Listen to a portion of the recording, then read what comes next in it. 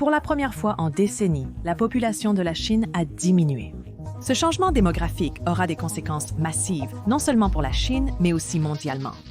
Pour saisir l'importance de cela, réfléchissez à ceci. La Chine est la superpuissance manufacturière du monde, et cela est en grande partie dû à sa population énorme. Près de 30% de la production économique du pays provient de l'industrie manufacturière. Les problèmes démographiques peuvent entraîner des problèmes socio-économiques et pourraient entraver les aspirations mondiales de Pékin. La population de la Chine s'effondre.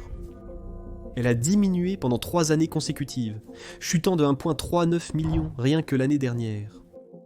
Si ces tendances se poursuivent, la Chine pourrait passer d'une population de 1,4 milliard actuellement à seulement 500 millions d'ici la fin du siècle. Ce serait la plus grande baisse de population au monde dans toute l'histoire. La Chine fera donc face à un vieillissement paralysant et une crise économique. Le Parti communiste chinois est responsable de cette situation. Analysons donc cet effondrement démographique et ses implications pour l'avenir de la Chine. Tout d'abord, il vaut la peine de comprendre pourquoi les gens n'ont commencé à tirer la sonnette d'alarme que très récemment. Il y a une décennie, les gens ne pensaient même pas qu'un effondrement de la population en Chine était possible. L'attention était plutôt portée sur la surpopulation, à l'opposé du sujet initial. Et à ce jour, beaucoup de gens ne sont pas conscients. Depuis la Seconde Guerre mondiale, la Chine a connu une croissance démographique spectaculaire. En 1950, la Chine comptait 544 millions de citoyens, et 70 ans plus tard, ce chiffre a presque triplé. Dans les années 50 et 60, les Chinoises avaient en moyenne environ 6 bébés. Mao Zedong, dictateur chinois de l'époque, encourageait les familles nombreuses. Il croyait qu'une grande population était un atout national, réprimant donc sévèrement le contrôle des naissances et l'avortement. À cette époque, les grandes familles étaient encouragées dans les zones rurales, recevant des terres supplémentaires lorsqu'elles avaient de nombreux enfants. Et dans les villes, les familles obtenaient de meilleurs logements et des rations alimentaires. Mao a également utilisé la propagande pour montrer à quel point il était patriotique d'avoir de grandes familles. Mais à l'étranger, on s'inquiétait beaucoup de la surpopulation. Dans les années 70, les chercheurs avertissèrent d'une possible famine si la croissance démographique se poursuivait dans les pays sous-développés. Mais on n'a pas apprécié les avertissements sur la surpopulation, qui ont été fortement censurés. Toutefois, dans les années 1970, les politiques du Parti communiste chinois ont radicalement changé. Les conseillers de la maison ont réalisé que la surpopulation pourrait devenir un problème majeur, avec une croissance de 20 millions par an. Chaque année, la Chine voit sa population augmenter de l'équivalent de celle de New York. Le Parti communiste chinois peinait à fournir nourriture et logement à tous. De plus, créer 20 millions d'emplois annuellement dans une économie communiste planifiée centralement était presque impossible. Le premier changement dans la politique du Parti communiste chinois a été la campagne « Plus tard, plus longtemps, moins nombreux » en 1970 encourageant les mariages tardifs, l'espacement des naissances et la réduction du nombre d'enfants. Le Parti communiste chinois a même promu les familles n'ayant qu'un seul enfant. Sous le règne de Deng Xiaoping, après la mort de Mao, les choses sont devenues encore plus radicales. Deng a initié des campagnes de stérilisation massive, où le gouvernement récompensait financièrement les participants. Et juste une petite note de côté ici, le Parti communiste chinois continue toujours son processus de stérilisation de masse contre les Ouïghours, en particulier les femmes, au Xinjiang. Le Parti communiste chinois, accusé de génocide, a commencé à payer des influenceurs pour visiter la province et en donner une image positive. Les influenceurs qui ont couvert le génocide des Ouïghours ont vu leurs vidéos mal notées et supprimées, comme cela nous est arrivé. C'est pourquoi nous vous demandons souvent de liker et de vous abonner en bas. Cela nous aide vraiment beaucoup. Merci pour votre appréciation. Pour en revenir à la crise démographique en Chine. Après Mao, le Parti communiste chinois a radicalisé sa politique en instaurant la tristement célèbre politique de l'enfant unique en 1979. Par la loi, les familles n'étaient pas autorisées à avoir plus d'un bébé. Après leur premier bébé, les femmes chinoises recevaient souvent des implants contraceptifs. Si elles retiraient cela et avaient un deuxième bébé, la femme ou le mari était stérilisé de force. Parfois, le deuxième enfant devait aussi être stérilisé. Pour éviter cela, de nombreux parents n'ont pas déclaré leur deuxième enfant au gouvernement. Pour ces enfants, cela signifiait qu'ils étaient privés d'éducation, de soins de santé, d'emploi et même de mariage. On estime qu'il y a actuellement 13 millions d'enfants dits invisibles, bien qu'il soit difficile d'en déterminer le nombre exact, car ils ne sont pas documentés. Suite à la politique de l'enfant unique, le taux de fertilité a commencé à diminuer durant les années 70 et 80. Ce taux mesure combien d'enfants une femme a en moyenne au cours de sa vie. Malgré la politique de l'enfant unique, le taux de fertilité n'est pas immédiatement tombé à 1 ou moins, contrairement aux attentes. La raison était les nombreuses exemptions. Au final, seulement un tiers de la population a réellement été confrontée à la restriction de l'enfant unique. Principalement les citadins menacés par la surpopulation. Dans les zones rurales, la situation était différente. Les minorités ethniques, telles que les Tibétains, n'étaient pas soumises aux restrictions de naissance, afin d'éviter des tensions avec Pékin. Malgré les exemptions, le taux de fécondité en Chine a atteint le niveau de remplacement dans les années 1990. Avec environ 2 bébés par femme, la taille de chaque génération est restée stable. Cependant, un problème persistait. Le taux de fécondité a continué à baisser dans les années 1990 Kikumar. À la fin de la décennie, il a atteint un record bas d'1,5 naissances par femme. C'est à ce moment que les premières personnes ont demandé la levée des restrictions d'un enfant. La politique de l'enfant unique a été présentée comme une restriction temporaire pour éviter la surpopulation par le Parti communiste chinois. Mais le gouvernement chinois a poursuivi sa politique de l'enfant unique pendant 2 décennies, jusqu'aux années 2010, ignorant les avertissements. Cette décision fut une erreur fatale. Selon eux, des restrictions devaient rester en place en raison de leur population très jeune. En 1970, l'âge médian en Chine était de seulement 18 ans, dont la moitié de la population n'avait pas encore atteint l'âge adulte.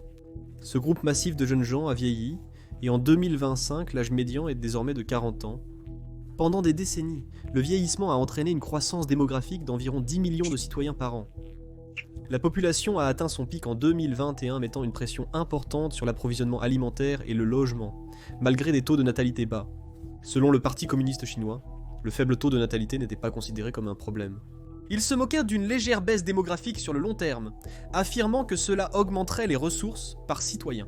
De plus, ils ont toujours cru qu'une fois le moment venu, ils pourraient simplement lever les restrictions et les gens recommenceraient à avoir plus de bébés. Mais il s'est avéré que c'était une terrible erreur. En 2010, il y avait environ 30% de moins d'enfants que d'adultes de 35 à 45 ans. Le Parti communiste chinois a réalisé qu'il était temps de freiner la politique de l'enfant unique, car ces choses s'accumulent. Pour maintenir la stabilité d'un pays, les écarts entre les générations ne doivent pas dépasser 30%. En 2013, la Chine a autorisé les couples à avoir 2 enfants si au moins un parent était enfant unique. En 2016, la politique de l'enfant unique a été abolie et remplacée par une politique de 2 enfants, qui semblait fonctionner au début. En 2017, le taux de fécondité en Chine a atteint 1,8, un nombre assez sain. Cependant, la hausse de 2017 s'est révélée temporaire. Il n'y avait pas autant de couples attendant un 2e enfant que prévu. En 2018, le taux de fécondité est retombé à 1,5, et cela s'est aggravé pendant la crise du coronavirus. En 2021, le Parti communiste chinois a levé désespérément toutes les restrictions sur la procréation avec la politique des 3 enfants, mais il était trop tard. En 2024, il était descendu à 1,2, l'un des chiffres les plus bas au monde. Selon la Banque mondiale et d'autres sources, le 1,0. Avant que le Parti communiste chinois ne conteste ces informations, il faut souligner que le gouvernement chinois ment sur ces chiffres de taux de fécondité. Selon les données du Bureau national des statistiques de Chine, le taux de fécondité n'est pas si alarmant. Mais leur bureau des statistiques est notoire pour mentir et manipuler les données pour aider le Parti communiste chinois politiquement. Il y a de nombreux cas où le Bureau des statistiques chinois a menti sur les chiffres du produit intérieur brut. Les chiffres de la population chinoise sont également exagérés.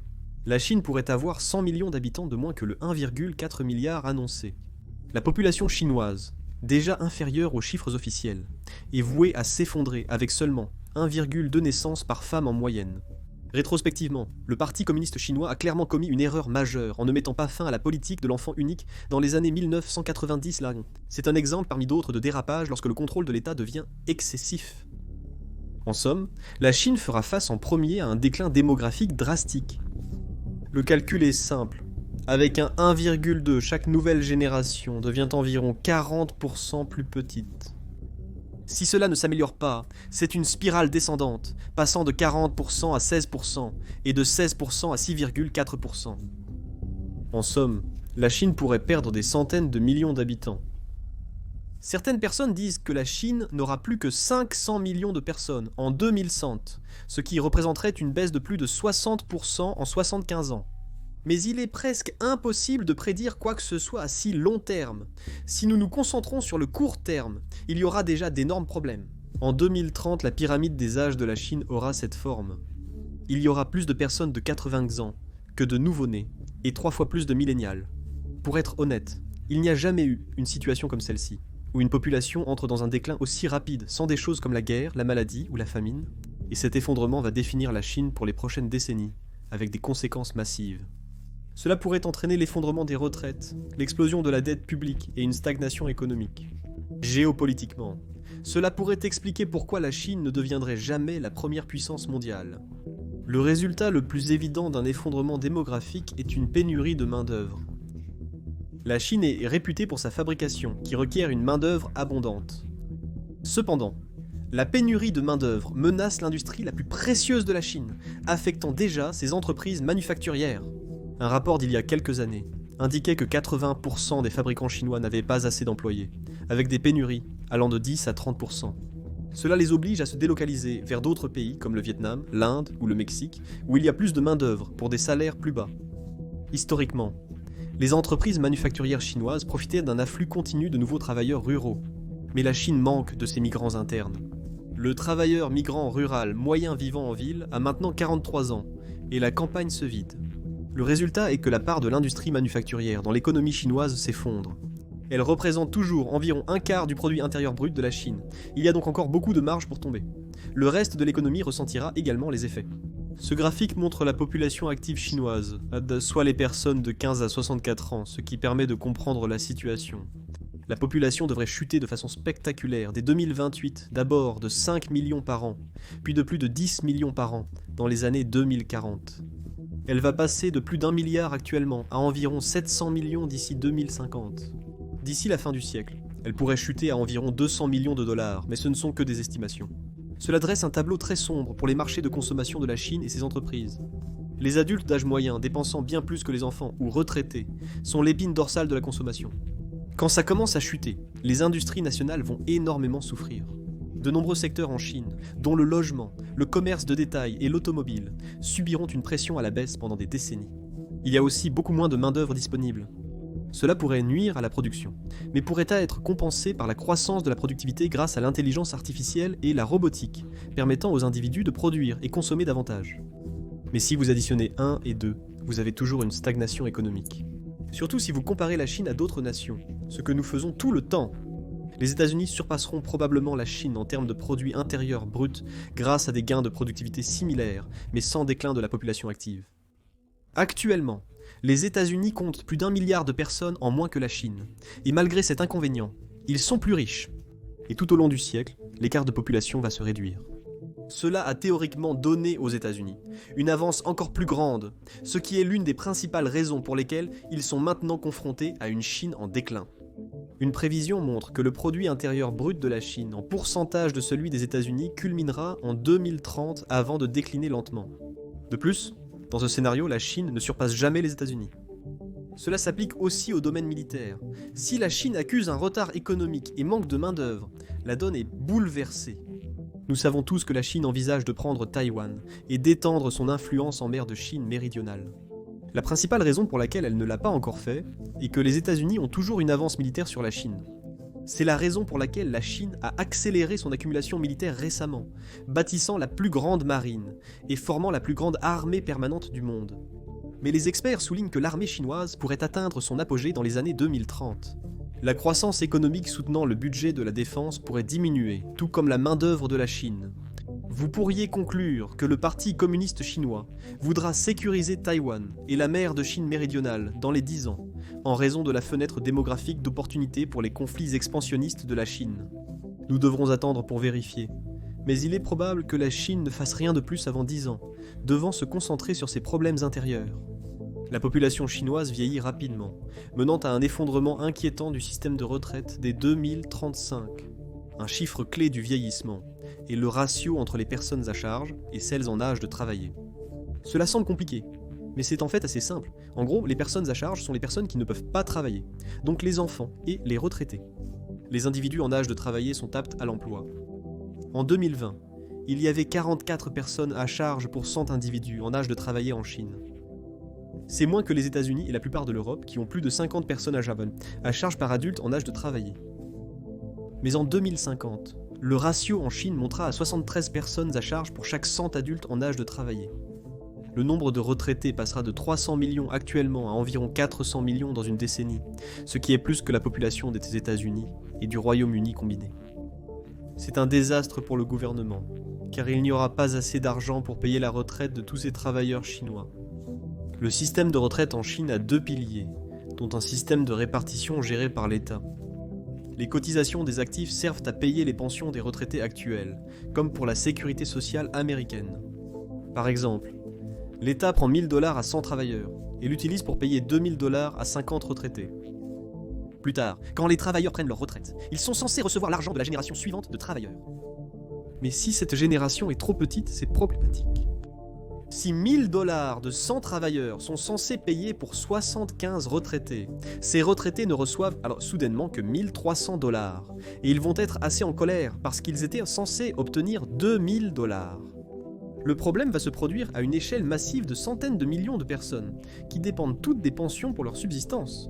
Dès 2035, le système chinois pourrait avoir des déficits annuels de centaines de milliards de dollars. Actuellement, la Chine dépense déjà plus de 5% de son produit intérieur brut en paiement de retraite, soit environ 900 milliards par an. Il est donc facile de comprendre comment cela peut mal tourner. La Chine tente de se préparer à cette catastrophe imminente en lançant le Fonds national de sécurité sociale en 2000. Ce fonds a épargné et gère présentement plus de 400 milliards de dollars. Mais il est un peu tard. Le fonds ne couvrira le déficit de pension que pendant quelques années et sera probablement épuisé dans les années 2030. Comparativement, le Japon affronte un problème similaire avec un fonds de 1,6 billion de dollars. Même eux auront des difficultés, bien qu'ayant beaucoup moins de retraités que la Chine. Et une fois que les économies de la Chine seront épuisées, le manque atteindra finalement les billions. Le gouvernement chinois n'a que 3 moyens pour faire face à cela. La première option étant de réduire les pensions et de repousser l'âge de la retraite, ce qui mécontentera les retraités. Le Parti communiste chinois peut aussi hausser les impôts, ce qui mécontentera les travailleurs et freinera l'économie. La dernière option est d'avoir recours à la dette publique, ce qui cause de l'inflation et reporte le problème. Aucune de ces options n'est donc attrayante. Lorsque nous évoquons l'échec du système de retraite en Chine, il faut aussi considérer que chaque province gère son propre système. Cela rend la politique du gouvernement central très difficile. 11 des 31 provinces chinoises sont déjà en déficit de pension, et ce sont principalement les provinces les plus pauvres du nord-est. Ces provinces perdent beaucoup de jeunes à cause de la migration interne dont nous avons parlé plus tôt. Le départ des jeunes réduit le nombre de personnes en âge de procréer, entraînant une baisse des naissances. Si nous regardons ce graphique, nous pouvons voir que les provinces rurales du nord-est de Heilongjiang, Liaoning et Jilin ont les pires démographies. Leurs taux de natalité sont de 30 à 50% pires que la moyenne nationale de la Chine. Avec l'exode migratoire, c'est l'équivalent d'un effondrement total de la population. Les provinces avec d'importantes minorités ethniques ont des taux de natalité nettement supérieurs. Le Tibet est en tête de liste, tandis que les provinces du Guizhou, du Ningxia et du Qinghai ont toutes des taux de fécondité assez décents également. Plusieurs raisons expliquent cela. Exemption de la politique de l'enfant unique, moindre urbanisation, coût inférieur pour élever des enfants, culture différente et migration réduite. La province de Xinjiang a un faible taux de natalité en raison de la répression active de la population ouïghour. Les provinces côtières du sud, dont le Guangdong et Hainan, sont également en tête de liste. Parce qu'il y a des tonnes d'emplois là-bas, ils bénéficient le plus de la migration interne qui soutient leur démographie. Pendant ce temps, les mégapoles de Shanghai et de Pékin tiennent à peine le coup, et sans migration interne, elles s'effondreraient. Cette situation crée de nombreux défis pour le gouvernement central qui refuse d'abandonner les provinces du nord-est, pauvres et avec une faible natalité. Leurs économies sont ruinées, et leur système de retraite s'effondrera sans l'aide du gouvernement central. Cependant, taxer d'autres provinces pour résoudre ce problème est risqué. Les provinces avec des minorités ethniques n'accepteraient jamais cela. Et taxer les provinces du sud et les grandes villes n'est pas non plus une option populaire, car elles sont le moteur de croissance de l'économie chinoise. Ce dilemme engendrera des conflits internes au Parti communiste chinois. Il existe plusieurs cercles de pouvoir au sein du Parti communiste chinois, et les gouvernements régionaux ont une certaine autonomie. Pour un leader comme Xi Jinping, maintenir la loyauté de chaque province va être très difficile, et s'il y a une chose à retenir de l'histoire chinoise, c'est que la désunion et les luttes internes peuvent en devenir très laides. Lorsqu'on évoque la Chine et ses défis actuels, il est frappant de constater les importantes similitudes avec le Japon. Le fonds de pension n'est pas le seul point commun entre la Chine et le Japon. D'une certaine façon, le Japon ressemble à la Chine, avec quelques décennies d'avance. Pour comprendre ce qui pourrait arriver à la Chine, regardons le Japon un instant.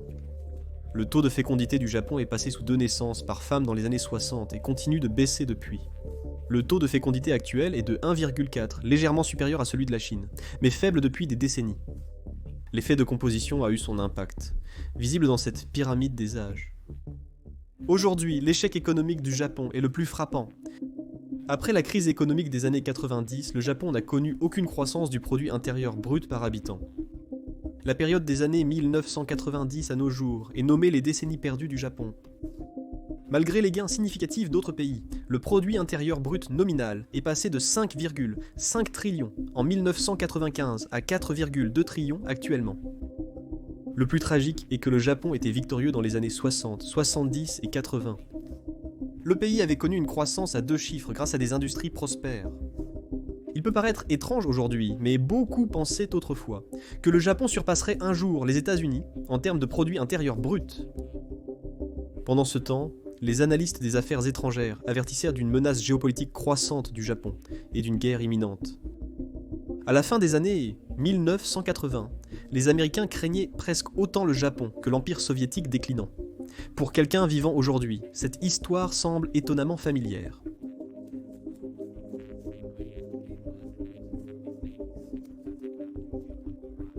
Nous entendons aussi des avertissements sur un potentiel conflit.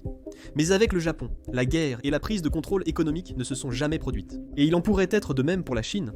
C'est parce que la chute du Japon a probablement été causée par des problèmes démographiques, exactement la même chose que la Chine affronte aujourd'hui.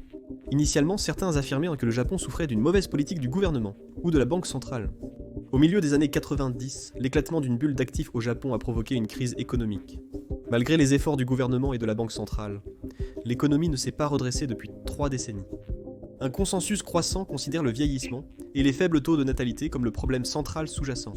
Les démographies défavorables entraînent une baisse de la demande en biens et services et réduisent la main-d'œuvre. L'économie japonaise est maintenue en vie par une dette gouvernementale croissante, atteignant 263% du produit intérieur brut. Les effets d'une faible natalité sont inquiétants, et la Chine semble suivre la même voie que le Japon. L'énorme bulle immobilière en Chine s'effondre depuis 2021. C'est très important car l'immobilier chinois vaut plus de 125 billions. La crise immobilière, plus grande classe d'actifs mondiale, pourrait signifier la fin de l'ascension de la Chine, comme l'éclatement de la bulle des actifs du Japon a été le premier signe de sa chute. Bien que l'histoire ne se répète jamais exactement, il est frappant de constater les similitudes entre ces récits.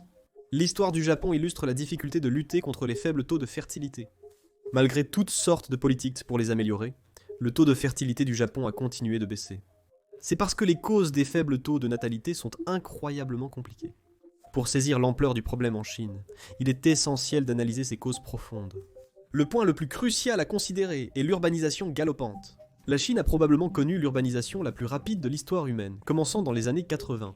Elle est passée de 19% de la population vivant dans les villes dans les années 80 à 67% en 2024, ce qui signifie que des centaines de millions de personnes ont déménagé de la campagne vers les villes. L'urbanisation a été bénéfique à court terme pour le développement, mais désastreuse pour la démographie à long terme. Vivre avec des millions de personnes dans des zones urbaines exiguës n'est pas idéal pour fonder une famille. À Shanghai, la municipalité avec la plus haute densité de population, il y a maintenant près de 4000 personnes par kilomètre carré. Pendant ce temps, Shanghai a l'un des taux de fertilité les plus bas du pays, de seulement 0,6. Sans nouveaux arrivants, Shanghai deviendrait une ville fantôme. Des problèmes similaires existent dans les 16 autres mégapoles chinoises, dont Chongqing, la plus grande ville du pays, et Pékin, la capitale. Il y a plusieurs raisons à cela, y compris le coût de la vie plus élevé dans ces énormes villes. Les prix des appartements à Shanghai peuvent être 4 à 5 fois plus élevés que dans les petites villes chinoises. Certes, les citadins gagnent plus, mais pas suffisamment pour compenser le coût de la vie. Acheter l'espace nécessaire pour élever un enfant est difficilement abordable pour le ménage moyen. La deuxième raison majeure des faibles taux de natalité en Chine est le coût élevé de la vie. Le coût relatif de l'élevage d'un enfant en Chine est en fait le deuxième plus élevé au monde. Le coût moyen d'élever un enfant de la naissance à l'âge adulte est de plus de 500 000 yuans, soit plus de 70 000 $. C'est 6 fois le produit intérieur brut par habitant. Pour mettre cela en comparaison, les gens aux États-Unis ont besoin d'environ 4 fois le produit intérieur brut par habitant pour élever un enfant. En Australie, le produit intérieur brut par habitant est seulement 2 fois plus élevé. La Corée du Sud a le taux de fertilité le plus bas au monde, pire encore que la Chine. Il s'avère que le coût de l'éducation d'un enfant est très lié au nombre d'enfants que les gens ont. En Chine, Les dépenses de logement ne sont pas les seules problématiques. La deuxième plus grande raison des coûts élevés est l'éducation. Tout comme en Corée du Sud, les parents chinois dépensent beaucoup pour l'éducation de leurs enfants. En moyenne, ils dépensent 17% de leurs revenus en frais d'éducation. C'est bien plus que n'importe quel autre pays dans le monde, même si la plupart de ces ménages n'ont qu'un seul enfant. Ces dépenses élevées s'expliquent par le syndrome du billet d'or. Les parents pensent que sans la meilleure éducation, leur enfant échouera dans la vie. En conséquence, les ménages à revenus moyens en Chine mettent tous leurs œufs dans le même panier et n'ont qu'un seul enfant. Cela leur permet de payer les frais de scolarité des meilleures écoles et les activités parascolaires. Cependant, ce n'est pas le seul problème culturel en Chine. 60% des Chinoises travaillent actuellement et sont découragées d'avoir des enfants. Selon une enquête, 85% des mères actives en Chine estiment que la maternité nuit à leur perspective de carrière.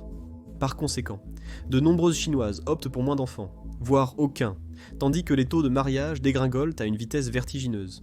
En Chine, l'âge moyen du mariage grimpe en flèche, avec des unions moins fréquentes et plus tardives. En 2022, le nombre de mariages enregistrés a atteint son plus bas niveau depuis 1980. Seulement 6,1 millions de couples se sont mariés, un chiffre qui paraît élevé, mais qui est en réalité préoccupant. Observez ce graphique. En 2013, le nombre de mariages a plus que doublé, atteignant 13,4 millions. De plus en plus de mariages en Chine se terminent également par un divorce. C'est une grande raison du faible taux de natalité, car les gens en Chine ont tendance à n'avoir des enfants qu'à l'intérieur d'un mariage.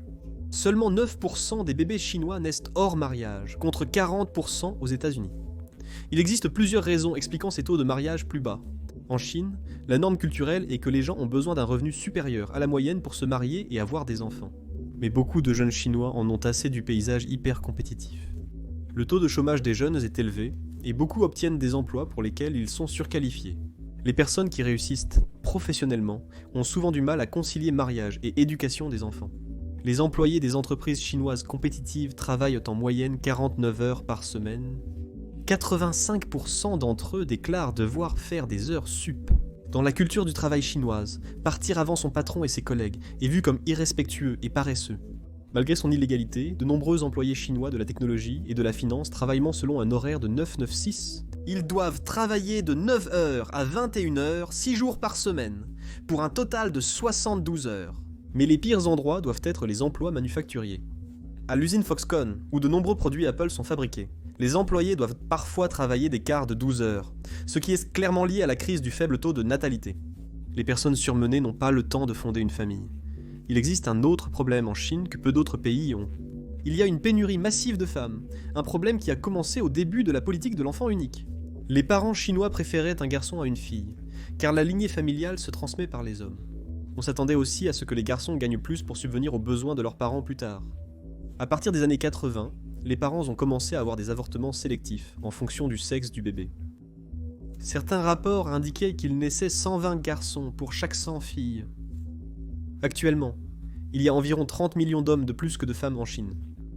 Malgré la fin de la politique de l'enfant unique, les avortements sélectifs persistent en Chine. Ce problème de ratio de genre est définitivement mauvais pour la démographie. Après avoir évoqué de nombreuses raisons expliquant l'effondrement démographique en Chine, il est difficile d'envisager une solution unique. La complexité de la situation rend la réponse du Parti communiste chinois très difficile. Mais il vaut la peine d'examiner comment le Parti communiste chinois pourrait réagir à cette crise sans précédent parce que, ils doivent faire quelque chose, non ? Ils vont probablement augmenter l'âge de départ à la retraite. La Chine a un système de retraite complexe, avec des âges de retraite différents selon le type de travail et le sexe.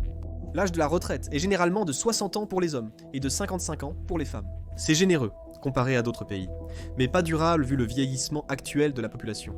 C'est pourquoi le Parti communiste chinois prévoit de l'augmenter de 3 ans sur 15 ans, et probablement plus encore par la suite. Le seul inconvénient est que les nouvelles générations ont l'impression d'être flouées. Les Chinois dans la trentaine ou la quarantaine devront probablement travailler plus longtemps que leurs parents, avec une retraite écourtée. Ils devront payer plus d'impôts que leurs parents pour financer les retraites des générations précédentes. Pour les jeunes Chinois, la situation sera pire. Sans amélioration démographique, ils auront de la chance de prendre leur retraite dans la soixantaine.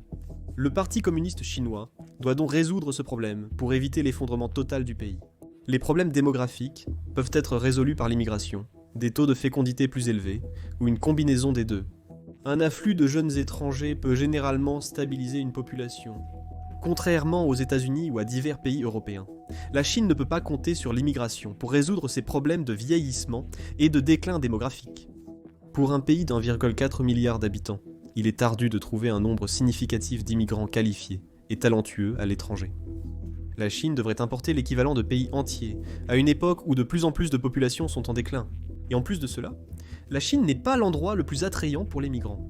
Donc les États-Unis, l'Europe, le Japon et la Corée du Sud offrent plus de prospérité et de liberté. Il y a aussi l'aspect culturel.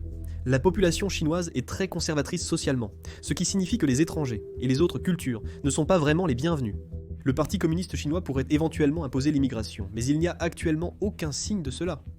La seule solution restante est donc d'augmenter les taux de fécondité pour atteindre un niveau plus stable. Un taux de fécondité de 1,5 comparé à un de 1,18 ferait déjà une énorme différence. Idéalement, la Chine voudrait revenir à un niveau de remplacement de la population de 2 points, un à un moment donné dans le futur. Pour influencer la démographie, le Parti communiste chinois devra adopter des politiques pronatalistes qui facilitent la procréation. Des incitations fiscales, des garderies gratuites et des allocations mensuelles sont des exemples de mesures qui ne sont pas toujours efficaces. En Corée du Sud, au Japon et dans de nombreux pays européens, des incitations pronatalistes ont déjà été mises en place. Mais si nous prenons le cas de la Corée du Sud, cela n'a pas eu un grand impact. Ils ont dépensé 270 milliards de dollars depuis 2006 en politique pronataliste, mais leurs taux de natalité n'ont fait qu'empirer. Et 270 milliards de dollars équivaudraient déjà à des trillions de dollars à l'échelle de la Chine, un pays avec près de 30 fois la population. Le Parti communiste chinois devrait donc dépenser une somme insensée sans garantie de succès. La Chine met lentement en place des incitations financières pour les parents, mais les mesures sont beaucoup trop petites. Un changement récent a été d'augmenter les allègements fiscaux pour les familles, avec un bébé de moins de 3 ans, de 1000 à 2000 yuans par mois. C'est seulement environ 300 dollars par mois, pas même suffisant pour faire une égratignure sur la crise démographique. S'ils ne veulent pas dépenser des billions de dollars, il serait plus logique de s'attaquer au problème du coût de la vie. En Chine et dans de nombreux autres pays, l'augmentation du coût du logement est le principal frein financier pour fonder une famille. Maintenant, il n'y a pas de pénurie de maisons en Chine, il y a des immeubles d'appartements vides partout dans le pays. Et le secteur du logement a construit tellement de maisons que les 1,4 milliard de personnes en Chine ne pourraient jamais les occuper entièrement. Mais le problème est qu'il y a une énorme bulle spéculative, et les prix des logements sont encore trop élevés pour que beaucoup de gens puissent se les offrir. Malgré l'amélioration de la situation avec l'éclatement de la bulle, le chemin reste long et douloureux. De plus, les gens veulent vivre près de leur lieu de travail. Beaucoup de ces immeubles d'appartements vides sont éloignés des centres économiques chinois. Donc, pour vraiment améliorer le coût de la vie, il faut en fait déplacer les emplois hors des mégapoles, vers ces petites villes et ces zones rurales. En bref, le Parti communiste chinois devrait renverser une part de l'urbanisation excessive. Le Parti communiste chinois a un contrôle important sur l'économie du pays, et pourrait donc choisir d'agir ainsi. Mais ce serait mauvais pour la croissance économique. Les mégapoles stimulent l'économie. Si le Parti communiste chinois doit choisir entre croissance à court terme et survie à long terme, il serait sage de privilégier cette dernière. Comme mentionné auparavant, il ne s'agit pas seulement du coût de la vie en Chine. De nombreux problèmes culturels contribuent également à l'effondrement de la population. Le syndrome du ticket d'or, le surmenage et la baisse des mariages contribuent tous à ce phénomène. La Chine étant toujours un pays autoritaire dans son essence, elle pourrait avoir une approche différente de tels problèmes sociétaux. Le Parti communiste chinois pourrait lancer une nouvelle révolution culturelle, cette fois-ci axée sur les taux de natalité comme forme de rajeunissement national. Le Parti communiste chinois contrôle tous les médias, lui permettant de facilement diffuser la propagande gouvernementale sur l'importance d'avoir 2 enfants. Il existe aussi des solutions plus radicales, comme taxer davantage les personnes sans enfants. Cela a effectivement été fait en Roumanie lorsqu'elle était dirigée par un dictateur communiste. Le même dictateur a également interdit les avortements et les contraceptifs. Étant donné que le Parti communiste chinois privilégie l'intérêt national à l'opinion des individus, de telles politiques sont envisageables. Toutefois, il est incertain si Xi Jinping considère sérieusement le déclin démographique. Le président chinois a reconnu le problème, déclarant que nous mettrons en place un système politique pour stimuler la natalité et une stratégie nationale proactive face au vieillissement de la population. Mais il ne traite clairement pas cela comme la crise existentielle qu'elle est devenue. C'est parce que Xi Jinping croit toujours à une partie de la rhétorique du Parti communiste chinois des années 80. Il croit que les faibles taux de fécondité ont un double effet, et qu'ils peuvent également stimuler la croissance économique en raison d'une moindre pression sur les ressources. Bien entendu, cela ne tient pas si la population chute brusquement, comme c'est le cas actuellement. Mais Pékin ne semble pas s'en alarmer. De nombreux responsables du Parti communiste chinois croient peut-être à tort que le taux de fécondité remontera naturellement. Une idée discutable mais courante à l'époque. L'hypothèse du piège du faible taux de fécondité gagne en popularité, notamment après avoir observé la situation au Japon. Une mauvaise démographie, avec des impôts élevés et une stagnation économique, peut rendre plus difficile l'élevage des enfants, aggravant encore la situation démographique. De plus, lorsque les petites familles deviennent la norme, il est difficile de changer cela. Mais peut-être que Xi Jinping ne se préoccupe pas vraiment de l'avenir de la Chine dans 20 ans. C'est quelque chose que son successeur devra comprendre. En somme, le 21e siècle de la Chine sera marqué par un déclin démographique majeur et les efforts du gouvernement pour y remédier. Contrairement à ceux qui prédisent le siècle chinois, l'exact opposé pourrait en réalité se produire. Il est fort probable que la Chine entre dans une ère de stagnation, à l'instar du Japon voisin. Merci d'avoir regardé.